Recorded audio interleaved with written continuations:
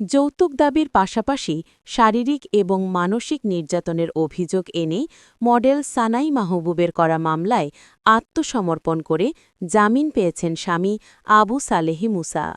মঙ্গলবার ১৬ সেপ্টেম্বর ঢাকার metropolitan magistrate Mahbubur রহমানের আদালতে আইনজীবীর মাধ্যমে আত্মসমর্পণ করে জামিন আবেদন করেন আবু সালেহে মুসা। তার পক্ষে জামিন শুনানি করেন ঢাকা বারের সাবেক সভাপতি খোরশেদ আলম। শুনানিতে তিনি বলেন, আপনি আদালত মামলা আমলে নিয়ে আসামির বিরুদ্ধে সমন ইস্যু করেছিলেন।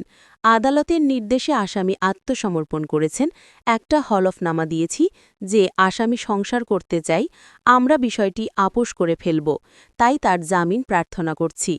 সানাই মাহবুবের আইনজীবী মিঠুন সাহা জামিনের বিরোধিতা করেন। তিনি বলেন, যৌতুক দাবির পাশাপাশি আসামি বাদীর কাছ থেকে ১৯ লাখ টাকা নিয়েছে। সেই টাকার কি হবে? টাকা পয়সা নিয়েছে, আবার যৌতুক চাচ্ছে। তাছাড়া তিনি অপরাধ তো করেছেন। এরপর আদালত আবু সালেহে মুসার কাছে কয়েকটা প্রশ্ন করেন। জবাব দেন মুসা।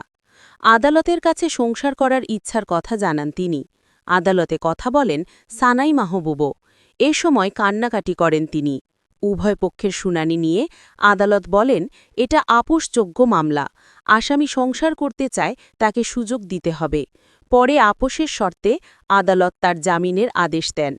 গত ৬ অগস্ট সানাই মাহবুব আদালতে মুসার বিরুদ্ধে মামলাটি দায়ের করেন। ওই দিন আসামিকে আদালতে হাজির হতে সমন জারি করেন আদালত।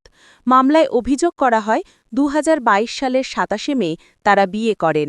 বিয়ের সময় সানাই মাহবুবের পরিবারের পক্ষ থেকে বিভিন্ন আসবাবপত্র ও ১৫ ভরি সোনা দেওয়া হয়।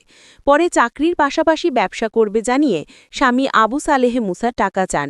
সেই সময় সানাই নিজের ১২ লাখ টাকা ও বাবার কাছ থেকে আরও ৭ লাখ টাকা এনে দেন, কিন্তু সেই টাকা সালেহে মুসা খরচ করে ফেলেন। পরবর্তী সময় তিনি সানাইয়ের কাছ থেকে ২২ লাখ টাকা যৌতুক দাবি করেন। সেটি দিতে অস্বীকার করলে সানাইয়ের ওপর শারীরিক মানসিক নির্যাতন চালান। টাকা না দিলে সংসার না করার হুমকি দেন। সানাইয়ের অভিযোগ, সংসার টিকিয়ে রাখতে বিষয়টি নিয়ে একাধিকবার পারিবারিক ও সামাজিকভাবে সমাধানের চেষ্টা করেছেন, কিন্তু তার স্বামী ২২ লাখ টাকা দাবি করেই যাচ্ছেন।